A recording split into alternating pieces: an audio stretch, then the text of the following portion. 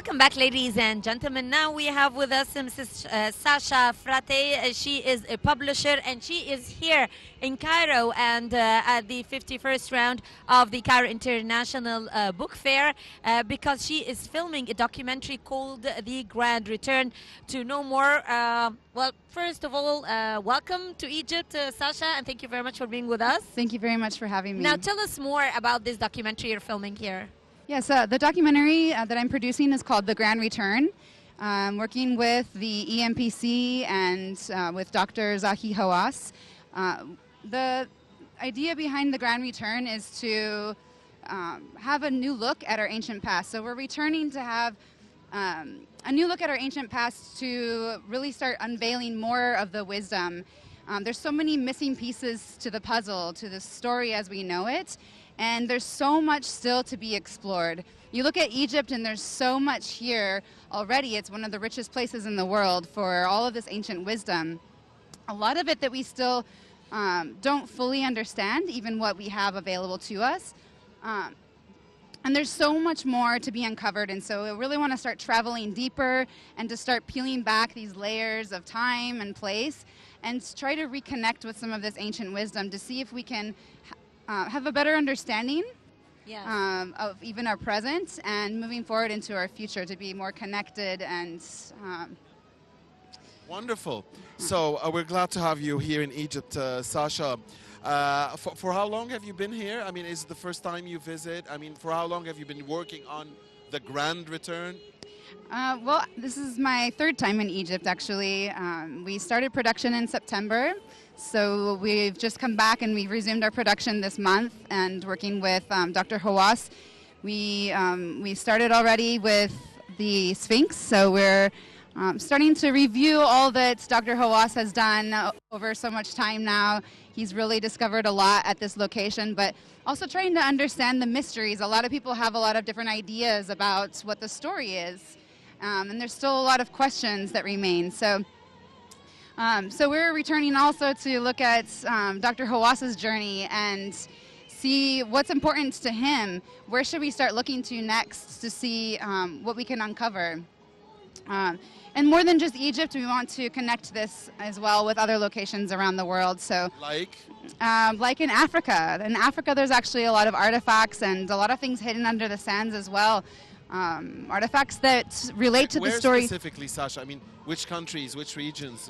We're considering Ghana, Ethiopia, Somalia, perhaps. So, also looking at Peru and Mexico.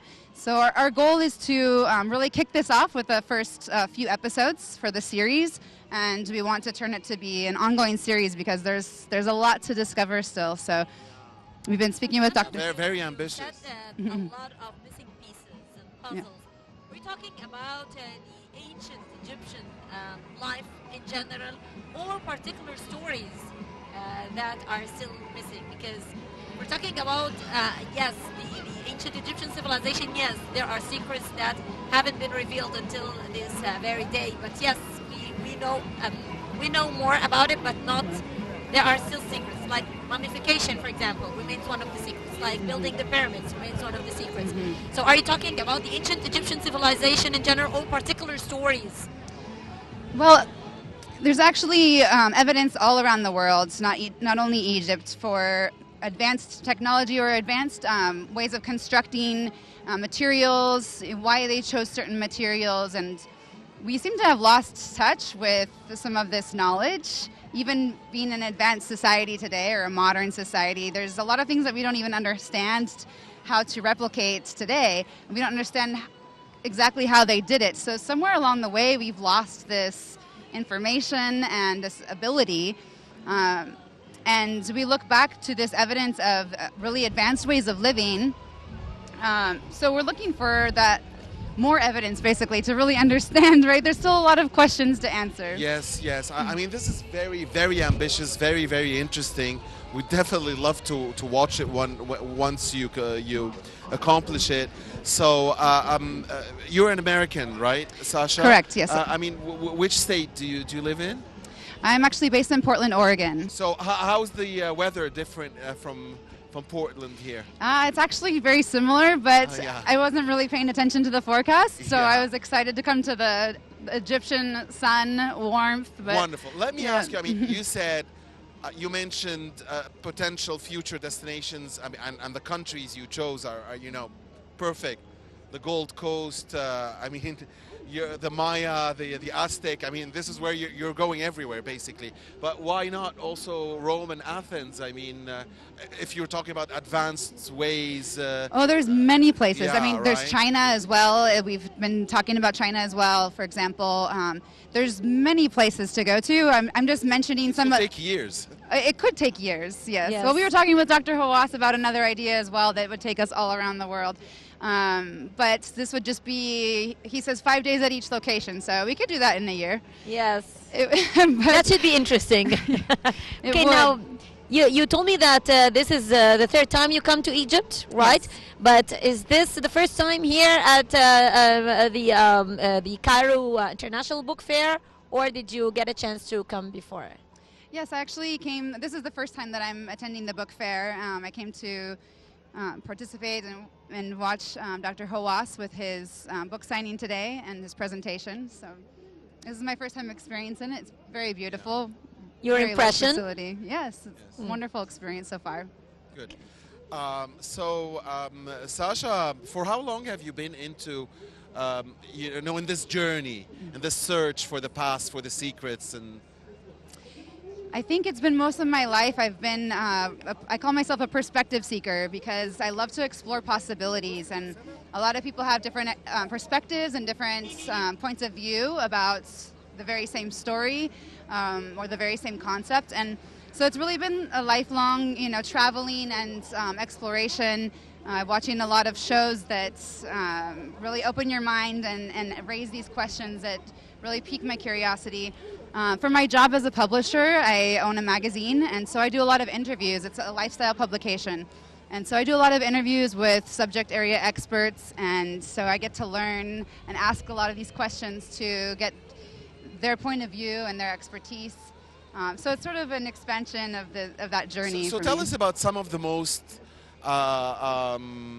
interesting or you know, wobbling things that met you. I mean, things that made you like go, wow, this is incredible. I mean, some.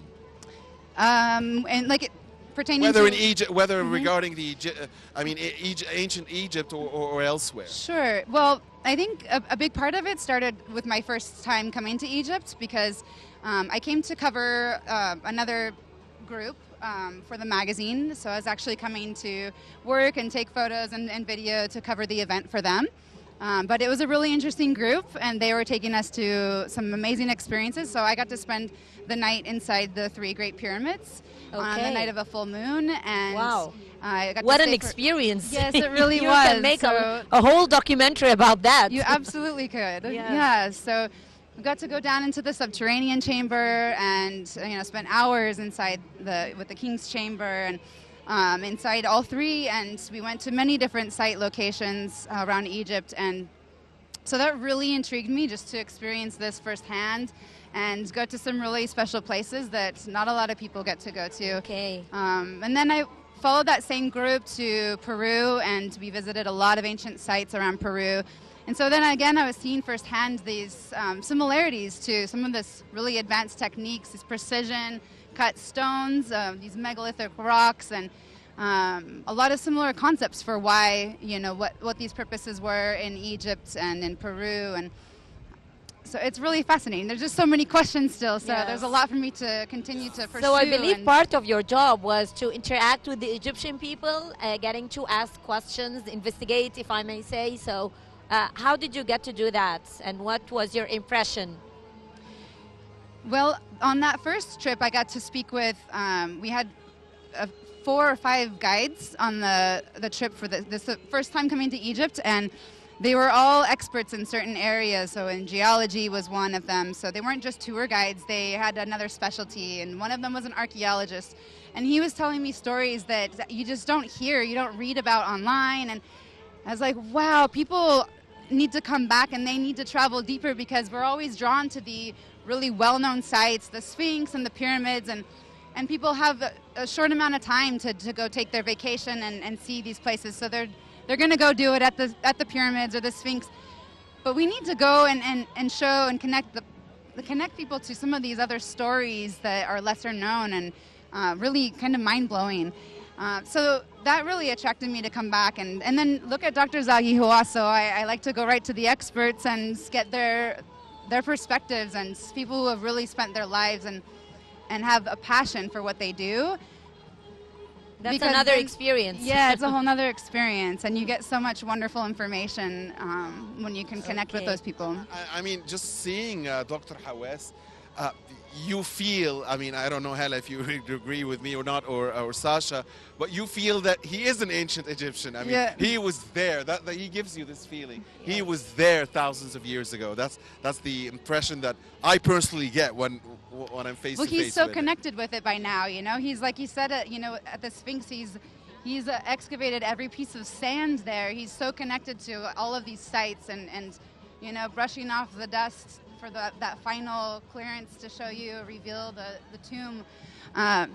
He's just so connected and he's so passionate. This is his love, and that's infectious. When you're around anybody that's so passionate about what they do, whether you're into that information or not, you get excited. To feel it. You get, You're right. Yes. Sasha, I guess you are aware of the anticipated, eagerly awaited inauguration of the Grand Egyptian Museum at the end of this year. Do you plan to be here, and what are your plans for that mega event? Absolutely. Well, we're actually going to be filming the Grand Egyptian Museum as part of the documentary.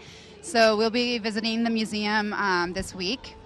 And again, we want to see a little bit more behind the scenes of what goes into starting to unveil these artifacts that haven't been available to the public.